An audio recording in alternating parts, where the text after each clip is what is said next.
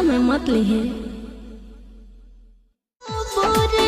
बागी बलिया के हवेली तोरा नामे क दे हो, तोहरा हालात के उठाने क दे हो, तोरा खातिर बाबूजी लगाने क दे हो, बिगहा के बिगहा तोरा नामे क दे हो।